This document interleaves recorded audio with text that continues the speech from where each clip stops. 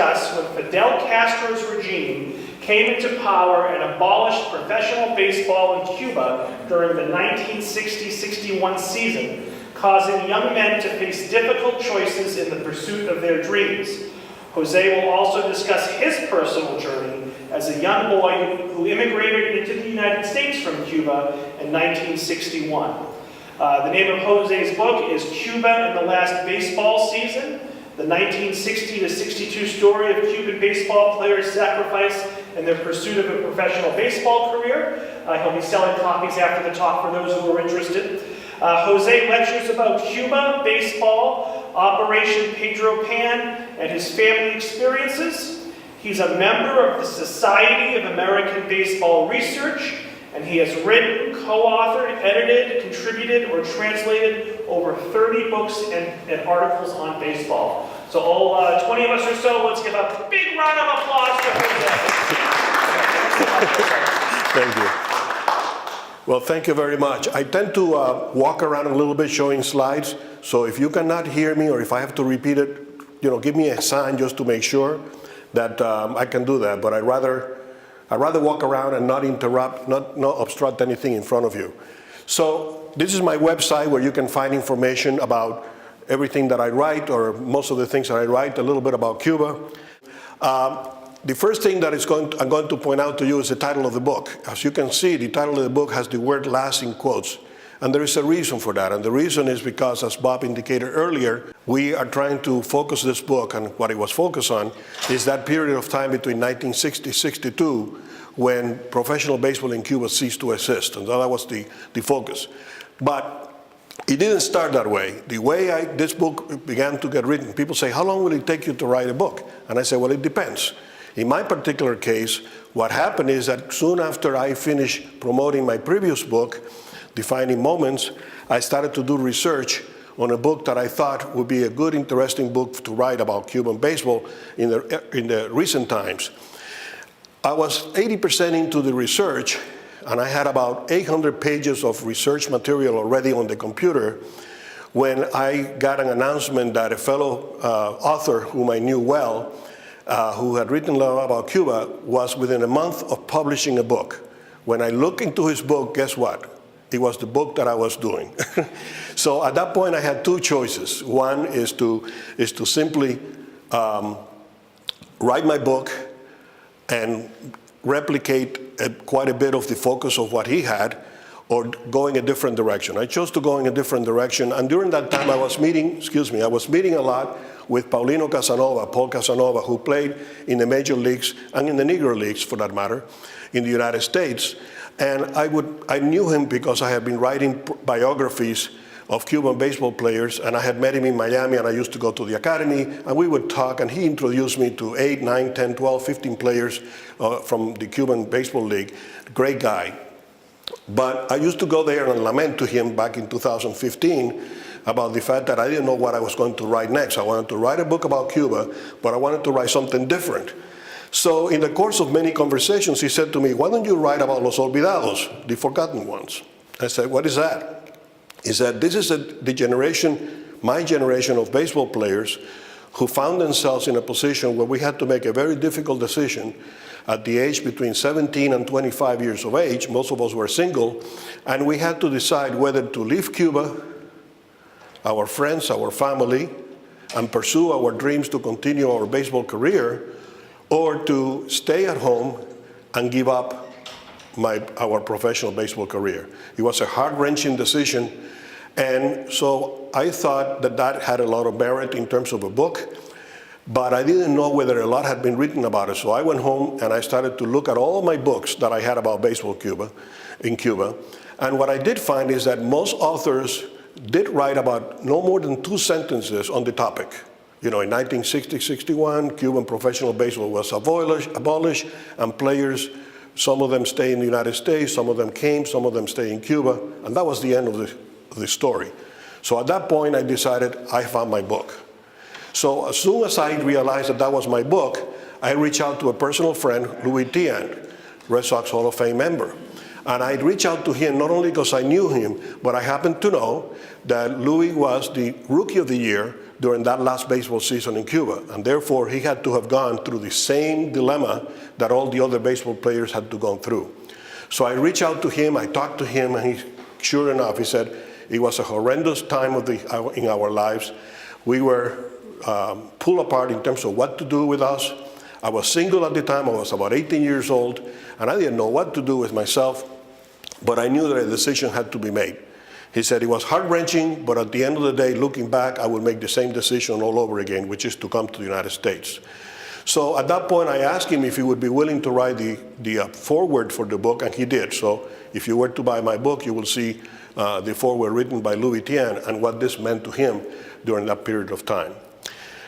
Before I went through my research of the players in 1960-61, I wanted to put a context in place about what was going on in Cuban baseball so that the readers could appreciate the difference between what happened then and what had happened before. So I basically got to the point where I started from the beginning. Back in 1861, the fellow standing on the right-hand side of the picture, on that side of the picture, is a fellow by the name of Esteban Bellan, St. John University's college student who wanted to play baseball. And this is the first year, before the major leagues were founded, the first year that baseball players were paid to play baseball. You know, what an unusual situation.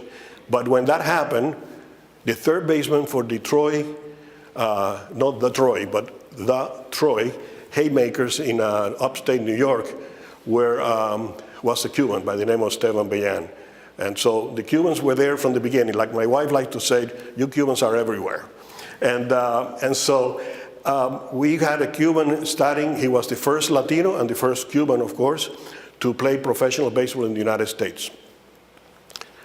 From 1871 through 1960, Cuban baseball players did the same thing that Dominican players do today, and Puerto Rican players do today, and Mexican players do today, and Panamanian players do today, and Venezuelans do today, which is that they play at home in the winter, then they get on a plane, if they have a contract with a team in the United States, and they travel to the United States in February or March, and they join the teams, or they go to spring training, and they simply do that. Adolfo Luque is an example of that. 30-game winner for the Cincinnati Reds, outstanding player. And so that's what they would do. Now, why did they do that? Well, they did that for three basic reasons. One of them is because they could. There were no governmental restrictions that prevented anybody from traveling from Cuba to the United States or vice versa, just like Puerto Rico and Dominican Republic today. They wanted to make a little bit more money.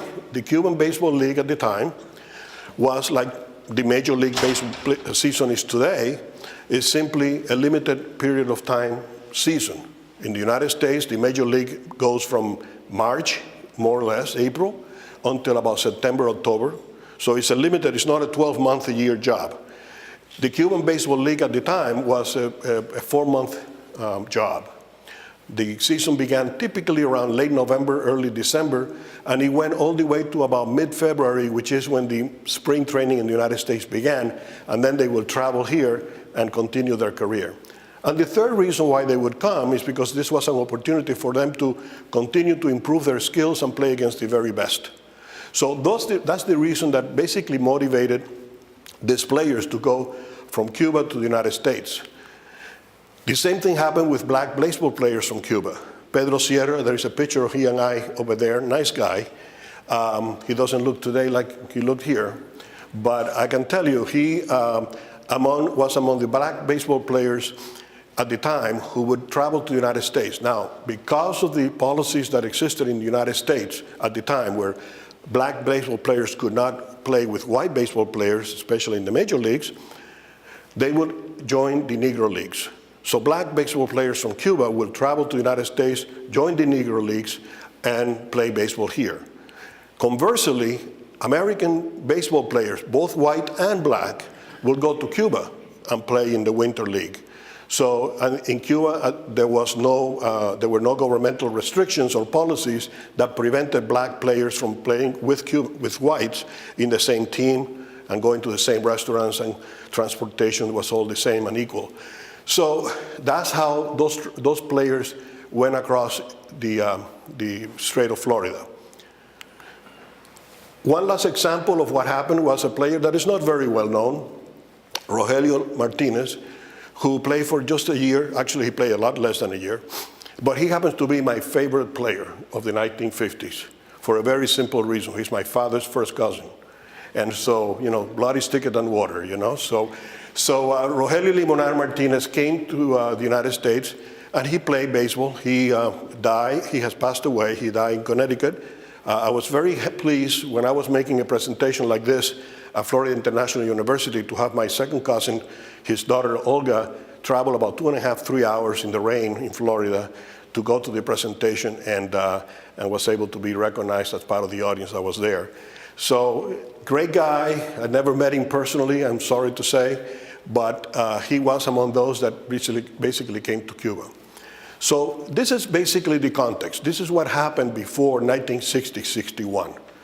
So at that point, my book began to turn in the direction of doing some research to learn what had happened to baseball players. My task, simply enough for this book, was to find out a few things. Who were they? Where did they come to the United States, or did they stay in Cuba? If they came, how did they come? If they stayed, what did they do? In other words, kind of information gathering about each of every one of those players. At first, I thought the task was going to be very simple, because I reached out to my records and I found the 96 players that play in the Cuban Winter League in 1960-61. So I said, great, you know, these are 96 players. All I have to do is to start researching each one of them, and I'm done. Going through the research, I became troubled by something that was missing for me. Having grown in Cuba as a teenager, I knew baseball players. There were certain baseball players that I knew growing up, and I couldn't find their names on the roster. And I knew full well that they were not too old to have retired. I said, something happens. Why didn't they play in Cuba? So I ultimately concluded that they must have been playing in the United States, but someplace, but they obviously did not play in Cuba. And they had to make a decision about whether to stay or go. I then went ahead, and only one that wants to do research could go through this little exercise, but I went to the roster of the 280 plus minor league affiliates of the major league teams in the United States from 1960 and 1961. I looked at every single one of those rosters looking for Cubans. Unfortunately, the rosters are not, and the records are not accurately kept. There is a place of birth for each player, and the reality is that for some of them, the place of birth is blank. There is no way that you can find out their country of birth. But I did find 38 players. Among those, the players that I was looking for, because I knew some of the names, so I was able to quickly find them that way, and I also found them through the place of birth category. And so I was able to eventually get to the point where I identified not only the 96 players that were in Cuba at the time playing in the last season, but the 38 players that were playing not in the Winter League, but were playing in the United States, who also had to deal with a decision about whether to stay or to go. Among them was a player by the name of Elio Toboso, who is in the middle of this picture, sitting down. And the picture is not a very good picture for a reason. I started to look for him because I had found his name on the Cuban Sugar Cane roster of 1960. Again, that period of time that is critical for this decision to be made. And so I said, I need to reach out to players. So I reached out to the players that I knew from the Cuban Sugar Canes who lived in Miami, and I talked to them and they couldn't remember him. The more I talked to them, they said, you know, maybe it sounds familiar, but I really don't know who he is. What I found out ultimately is that he was not a very talented player. He didn't even play too many times. As a matter of fact, he only played, I think, 2 games in 1960 for the Cuban Sugar Canes. So clearly not a well-known player. But I did find out that he was from the town of Madruga, which happens to be the town that is 15 minutes away from my hometown of Aguacate in Cuba. So I emailed a friend of mine who is a crazy baseball fan, who happens to be now in Miami, but at the time he was in Cuba. And I reached out to him and I said, I need your help. I got to put you to work. I need you to go to Madruga and find out somebody that remembers this guy. I don't know if he's alive. I don't know if he's dead. I don't know what happened to him.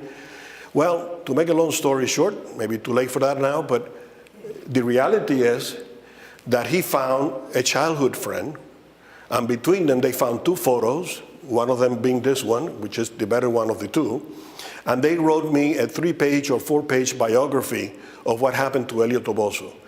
What happened to him, simply enough, is that he did not have a contract with a major league team. He was not very good, so nobody gave him a contract. And I'll explain to you in a minute why that is important.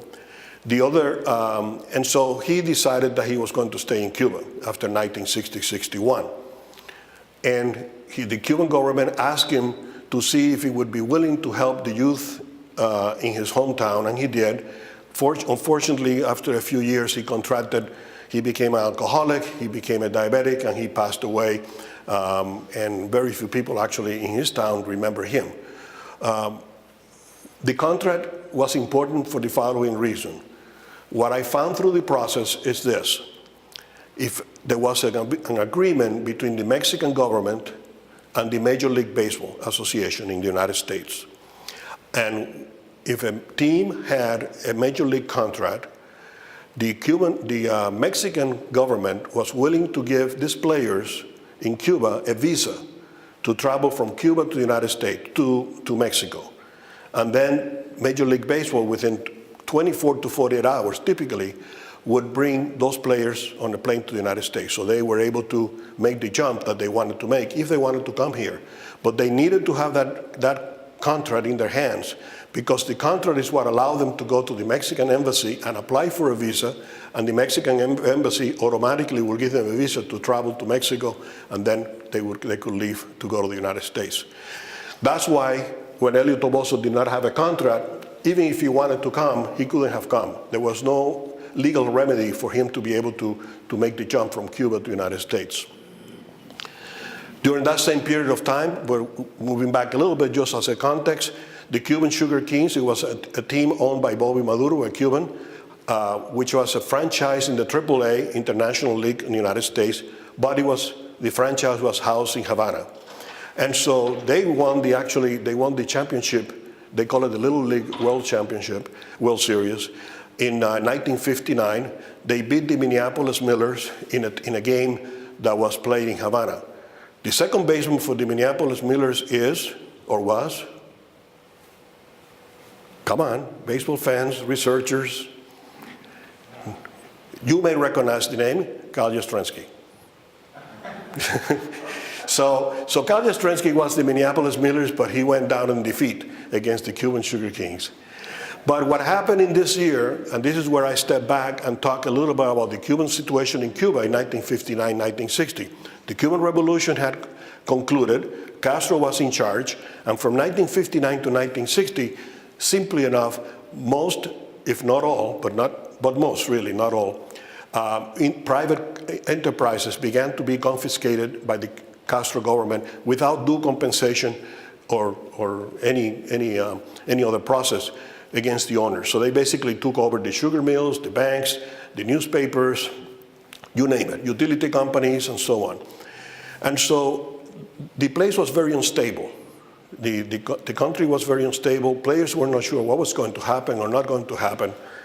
And to make a long story short again, Major League, the International League president made a pronouncement that effective immediately, any team president in the International League who wanted to move his or her it was not her, but his franchise, from one city to another, they were welcome and they were approved to do so automatically. Well, it doesn't seem like much of a big deal, right? You have a team in Tewksbury and you want to move it to Burlington, so what? The real reason behind all that decision was Cuba. What it did is open the door for Bobby Maduro, the owner of the Cuban Sugar Kings, to move his team to Jersey City, New Jersey. And so he was able to leave Cuba in that way. When Star Stripes reporter interviewed Tony Castaño, who was the manager for the Cuban Sugar Kings, they asked him, what do you think is going to happen? Will the Cubans leave or will they stay in Cuba? There were 14 Cuban players in the roster. And Tony said, I cannot tell you what they're going to do. They're going to have a meeting and they're going to decide on their own individually. but based on my knowledge of the players, I can pretty much guarantee you that most of them will stay in Cuba. They will never follow the Cuban Sugar Kings to the United States. There were 14 players, 13 players went to the United States. They followed the team. Only one guy did not, and that was Elio Toboso, who I mentioned to you earlier. So the team moved to Jersey City, and then soon after that, he moved to Jacksonville, Florida, who, by a move that was led by a local entrepreneur by the name of Sam W. Wilson. And Bobby Maduro, the owner of the Cuban Sugar Kings, gave up 51% of his ownership to Wolfson, who became president, and Bobby Maduro stayed as the general manager. When I was at the Jacksonville Historical Society 2 or 3 weeks ago, I was very pleased and honored, actually, to have Bobby Maduro's granddaughter in attendance, as well as the son of Sam Wolfson. They came and they were wonderful to meet them at that time. So that's what happened to the Cuban Sugar Kings, but that's what happened during that period of time in 1960-61. And that's how they started. You don't need to go through the details here, but I noticed before the Bregan family was the longest tenure owner of the team. I did that for a reason, not for you, but I did it for the Jacksonville Historical Society because Bobby Bregan Jr. was in the audience as well. And in fact, Bobby Bregan Jr. Is the nephew of Bobby Bregan, who used to be a Major League Baseball player and a manager of the Almendares team in Cuba.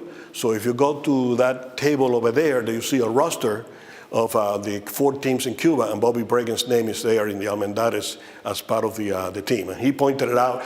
He told me about it, and I found the roster, and I showed it to him, and he almost started to cry. I mean, it was really touching at the time. What I did find out in my research is that a lot of the Cubans that began to gravitate out of Cuba when they made a decision to leave, they began to find their way into Fernandina Beach, Jacksonville, and Palatka, Florida. And how I found out is that I went to the public library in Westford, as well as the Collier County Library in Naples, Florida, and I would look for this form, which is an I-94 form. If you were to look at it carefully, there is one over there on that table. You will find that it tells you the name of the player, where did they board the plane, what flight did they take, when were they born, where were they going.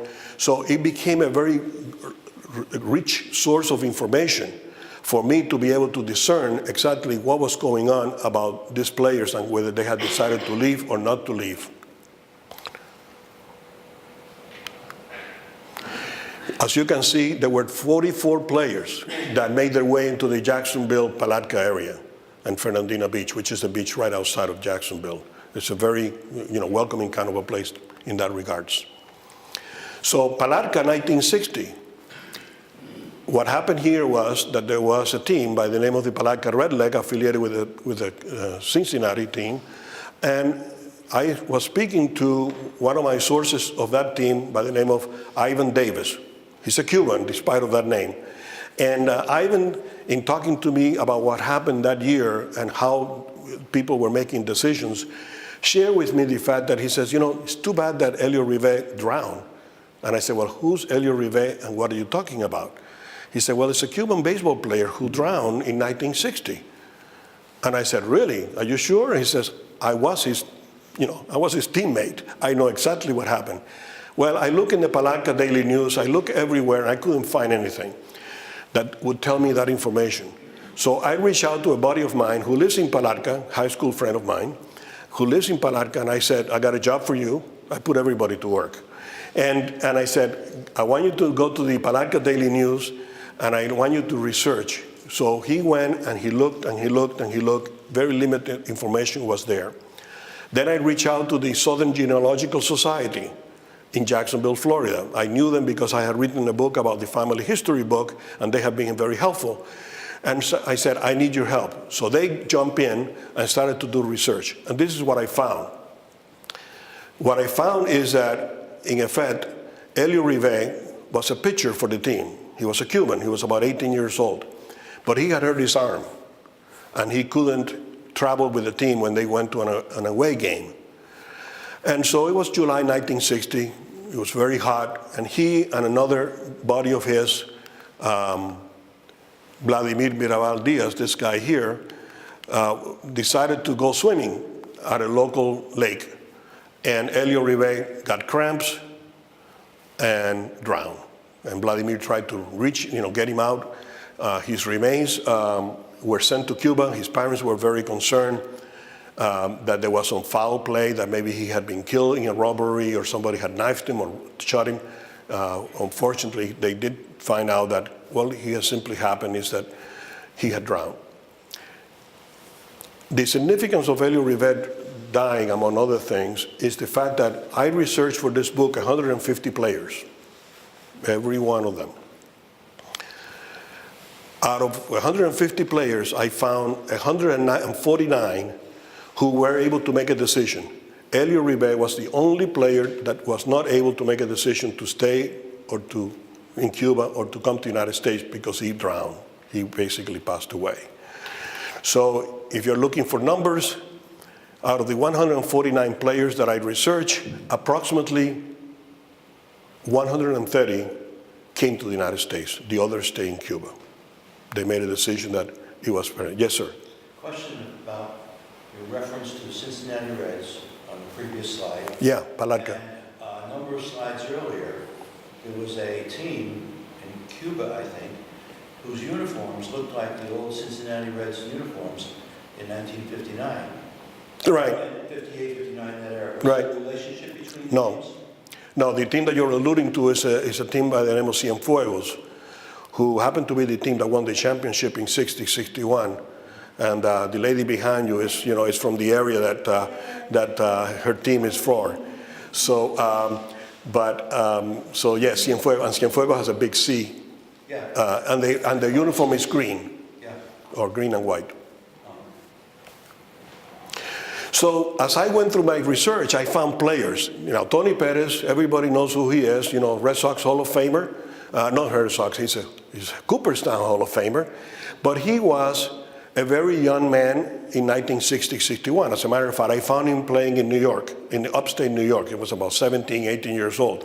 He was too young to play in the Cuban Winter League because there were too many established players that he couldn't compete against. But he stayed in the United States as he went forward. The opposite happened with Sandy Consuegra, another well-known player. Sandalio Consuegra was too old to play in the Cuban Winter League. He was 41 years of age. And so he wanted to stay in the United States, but he didn't have that contract.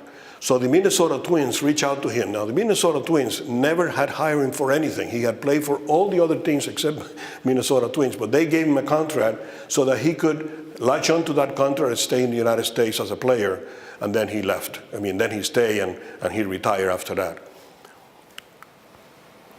Louis Tian, who wrote the foreword for the book, has a number of stories that deal with this. He tells me that when in 1960-61, when he left Cuba in 1961, right after the season ended, he was playing in Mexico at the time, and he married his wife Maria, August 12, 1961.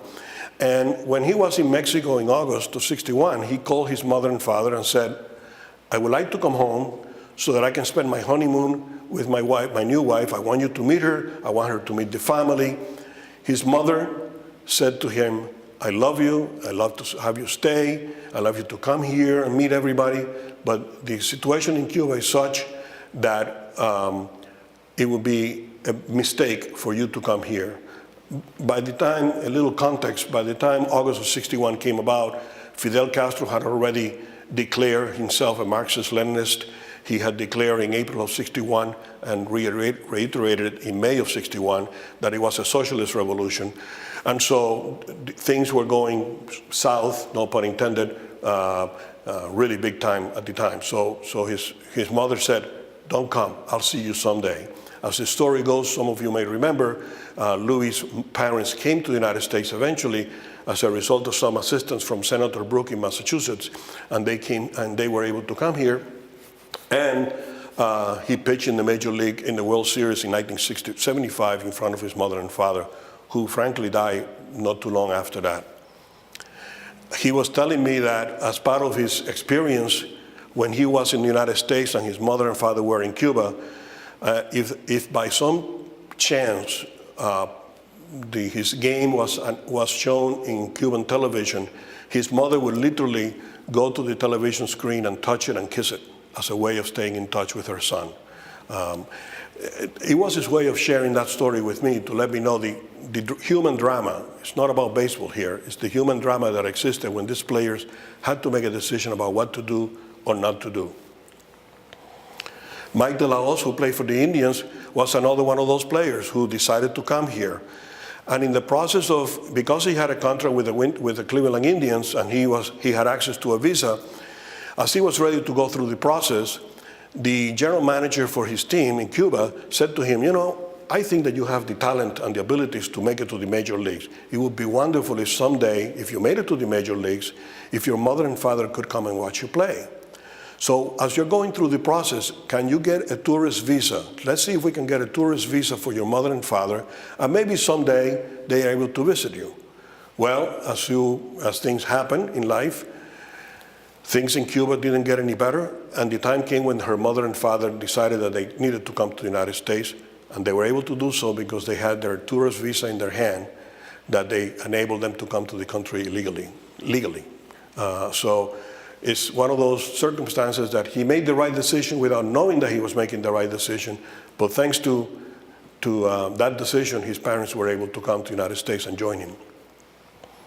Camilo Pascual, another player that I won't need to go through the story. I'm watching the clock carefully. But he was another player that played for the Washington Senators, a real big star who came to the United States. Minnie Miñoso, whose statue is outside of Comiskey Park in Chicago, was at the time of the 1960-61, he was the president of the Baseball Association and in Cuba. And he made a deal with the Cuban government to say that the players were willing to forego a portion of their salary if the government allowed their players to leave as long as they had a visa in their hands. The Castro government basically said, we don't care about you, we like to have the money, so the deal was made and that's how they were able to come. Paulino Casanova, who is the one that inspired this book, who came in March of 1961, he shared the story with me about his coming, but the story that I wanted to share with you at this time is the fact that while he played in the major leagues and he played in the Negro leagues, his dream was to play in the Cuban Winter League. He had played in the amateur leagues in Cuba, but not in the Cuban Professional League.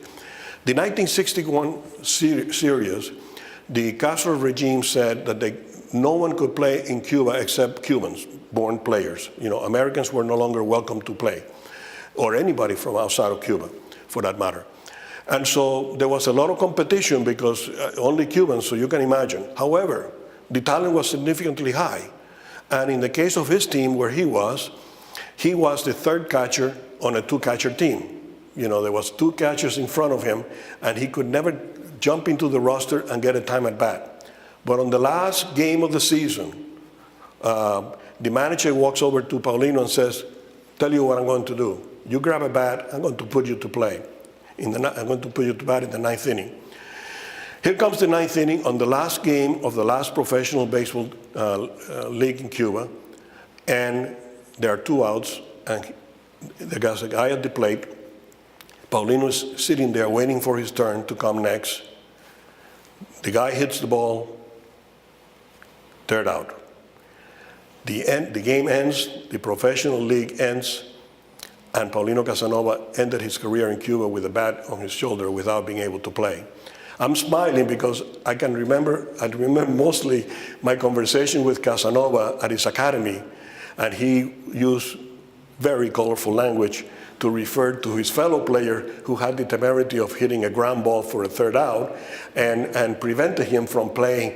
But at the time I wasn't smiling, I can guarantee you that.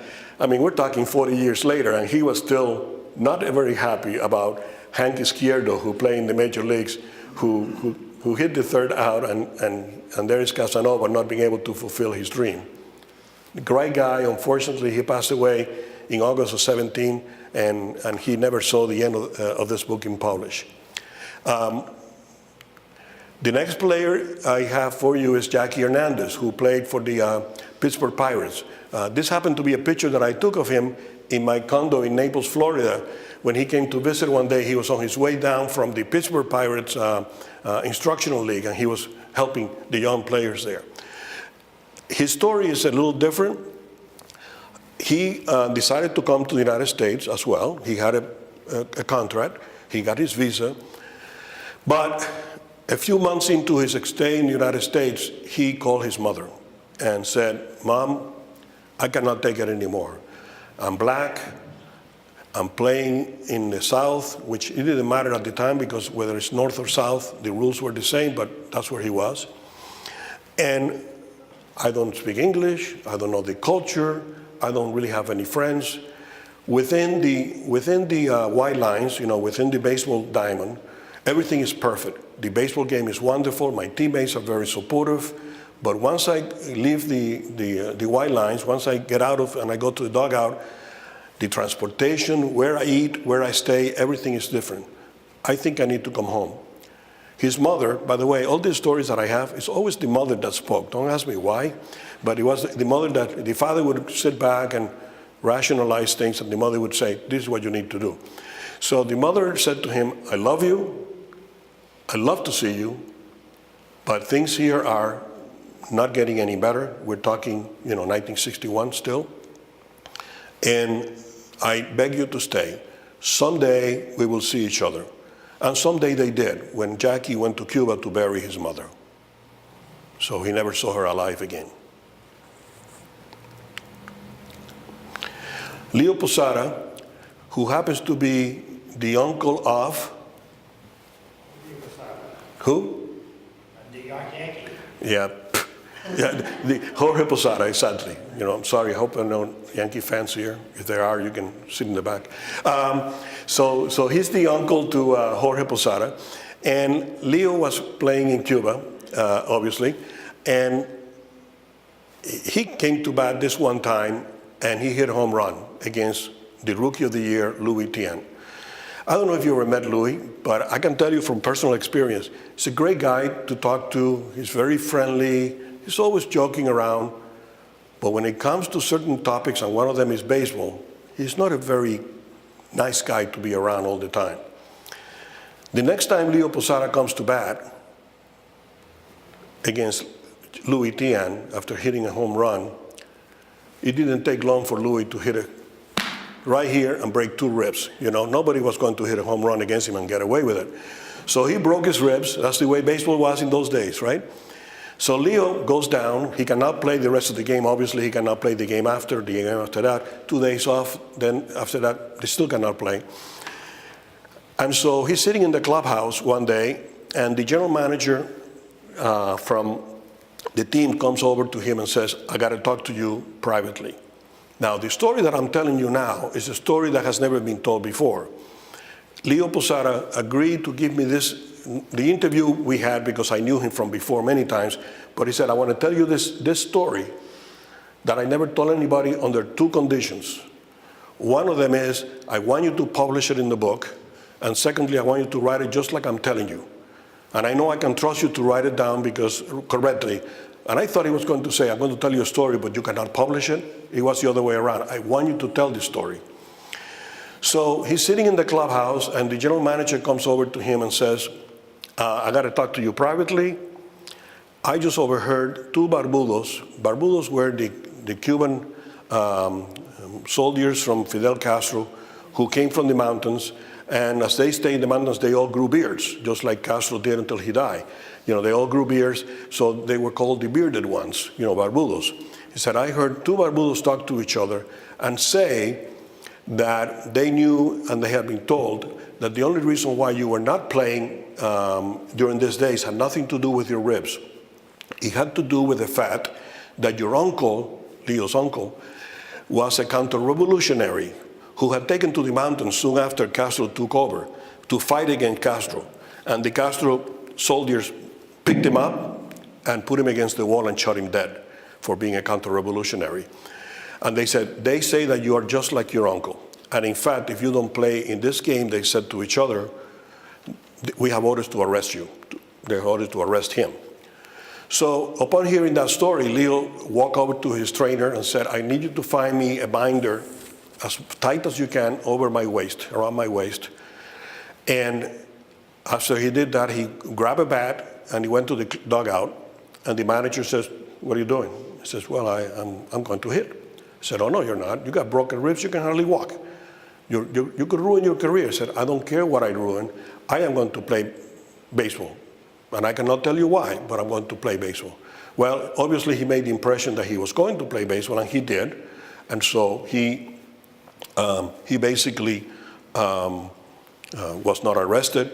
And he says, "I want you to write this story because I want people to understand what Cuba was like in those days. You know, when we made decisions to leave, we couldn't tell anybody, we couldn't trust anybody. We only trusted our mother and our father. If we were married, very few of them were married, like Cookie Rojas. But most of them were, you know, single. He said, we cannot tell anybody anything because you don't know where things are going to get out. In fact, 2 or 3 players talked to me and gave me the names of 2 players who they felt were swinging with the breeze, so to speak. Some days they appeared to be in favor of the Castro regime. Sometimes they were against the Castro regime. So they couldn't be trusted to say anything in front of them. I have those names, and I chose not to include them in the book because, number one, I really didn't have any third-party way to confirm that it was true, even though these players swore to me that they did. And the other one, I said to myself, if I'm wrong, I'm going to ruin somebody's reputation, especially in the Cuban community. So they're not in the book. But clearly, that's what was going on in those days. People just didn't have the ability to say things openly. Frankly, that hasn't changed in 60+ years. Sandy Amorós bought the story. You know, Fidel Castro said to him, "You are a hero in baseball. You are a hero to the country." He was a hero in the world, to the Los Angeles Dodgers. If you follow baseball at all, there's a picture of him grabbing the ball against, the fence. Very famous picture. And Castro said to him, "You can stay and you will be left alone. We just need your presence in this country. We don't want you to leave like other people are leaving." And so he did. He retired to his farm in Pinar del Rio, and within a short time, his farm was taken by the government, and he came to the United States. He, unfortunately, he contracted diabetes. He had some real bad complications. He was penniless, and he died a very tragic, sad, and ending life in Miami some years after that. Some of these pictures are from meetings that I had with Casanova on the left, Jackie Hernandez, Jose Tartabull, who played for the Red Sox, and in between Tartabull and Hernandez is Choli Naranjo. Now, Choli tells me a story that I like to tell because it's kind of a funny story, I think. And Choli was playing in the major leagues, and this was opening day. And on opening day, as you know, the President of the United States typically throws the ball. In those days, they threw it from the stands. They didn't go to the mound and threw the ball in. So on this particular opening day, the President was Ike Eisenhower. And Ike takes the ball, and he throws it to the catcher of the team. And the catcher catches the ball. He walks over to the President. "Thank you, Mr. President. Can you sign it? And thank you for being here. It's an honor to have you, blah, blah, blah." Well, it's over now? No. Eisenhower looks at the ball and says, "What do I do with this?" So he takes the ball and he throws it to Choli Naranjo. Choli grabs the ball, and he doesn't know what to do. He throws it back to Eisenhower, who catches the ball and throws it back to Choli Naranjo. So Choli likes to say, he says, "I was never necessarily a very good baseball player, although I had a good career.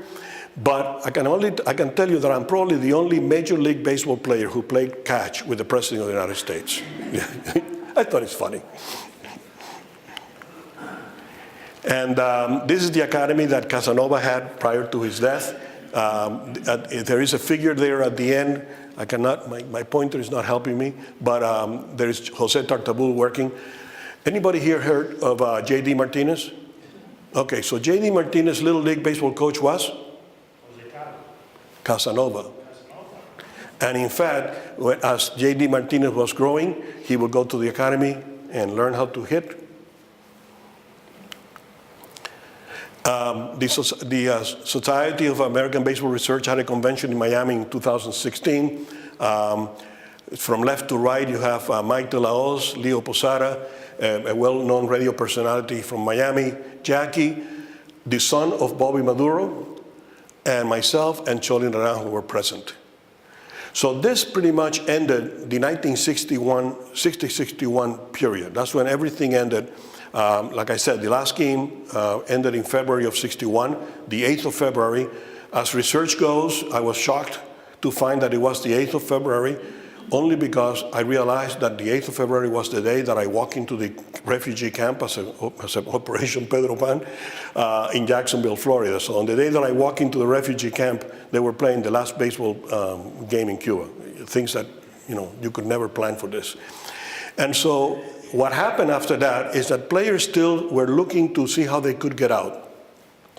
And one of them was Bert Campaneris, who was playing for the Cuban team in Costa Rica, along with Tito Fuente.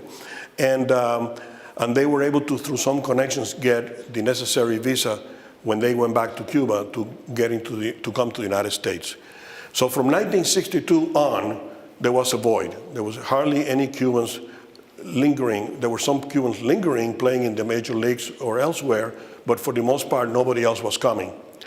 Nothing happened until 1980, when the Carter administration and the Castro administration made a deal to allow what turned out to be almost 125,000 people to leave Cuba through a boat lift in Mariel, which is a port city that is which is west of Havana.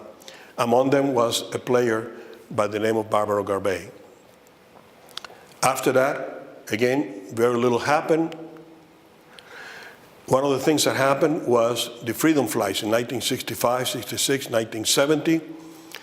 And these players do not fit the criteria of having to make a decision, but I included them in the book because their parents had to make the same decisions, and their sons became baseball players. So I took the license to say, why not?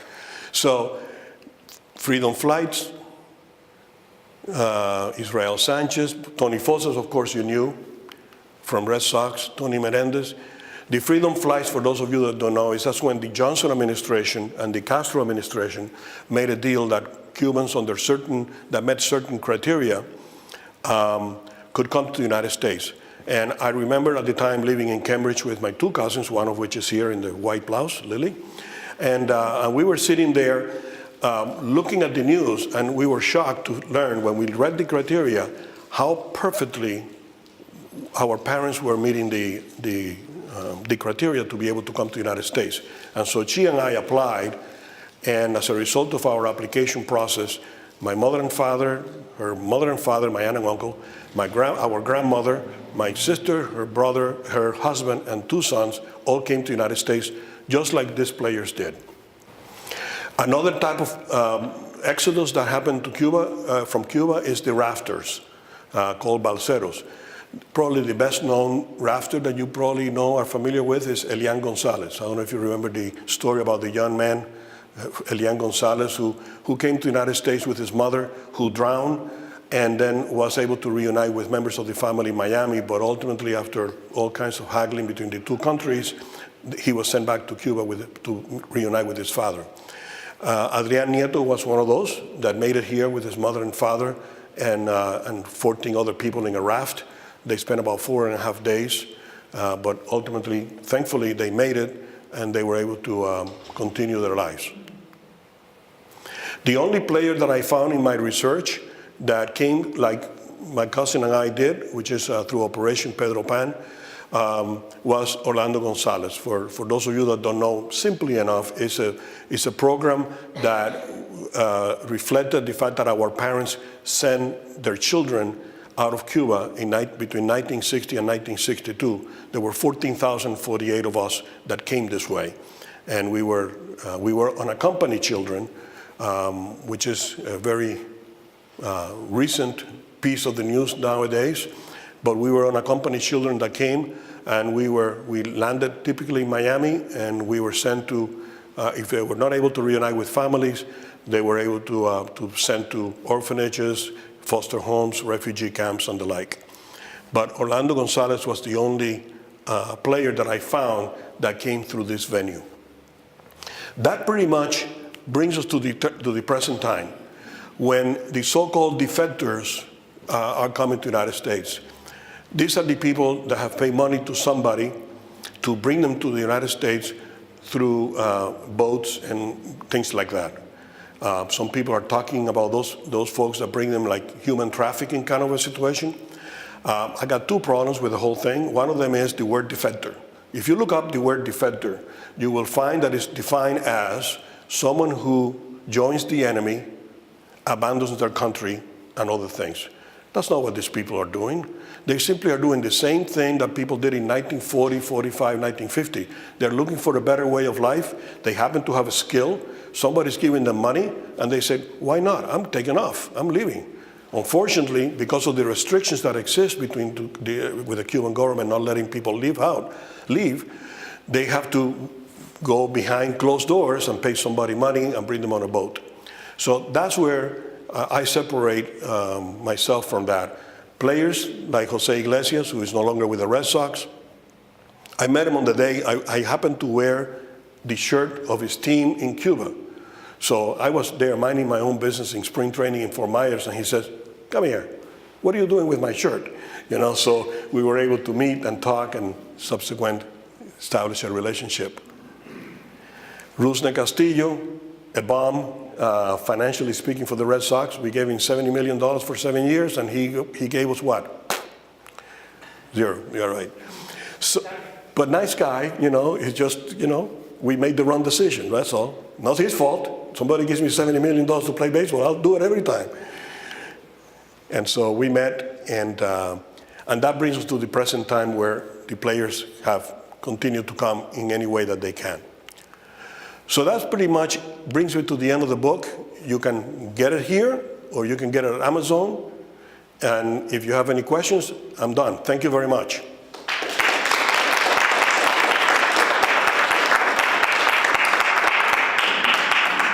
Questions? Yes, sir.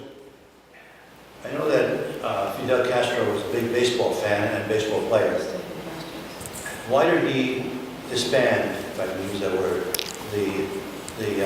or close down the professional baseball leagues in Cuba?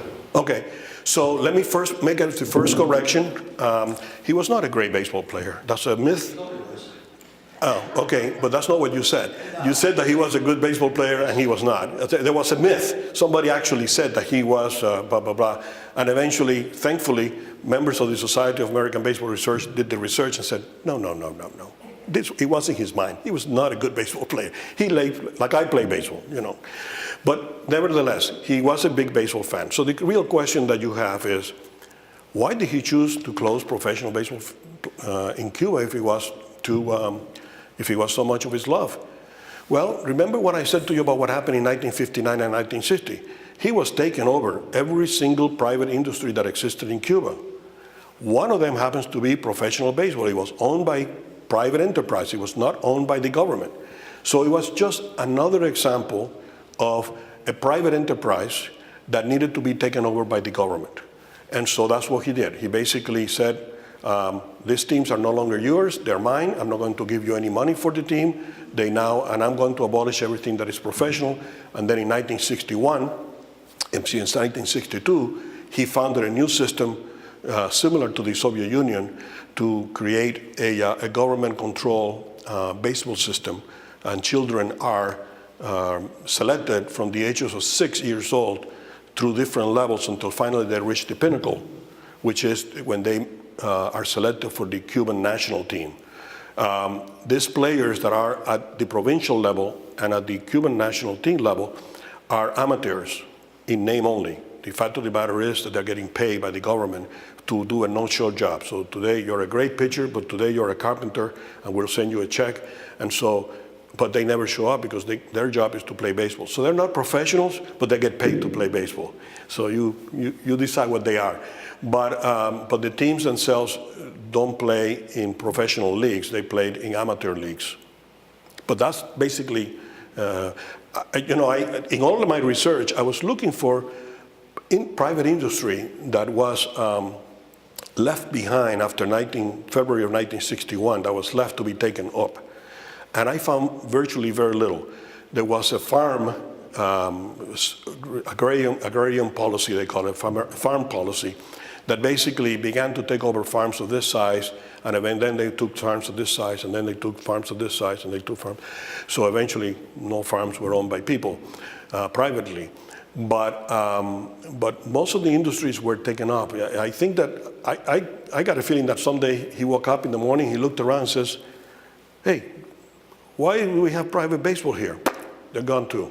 I mean, you know, I don't know that that happened true, but my opinion is that he simply had very little left to take over, and private baseball equipment teams were there for the taking. Yes, sir. Where do the Cuban players stand today? What? Where do the Cuban players stand today as far as coming to the majors?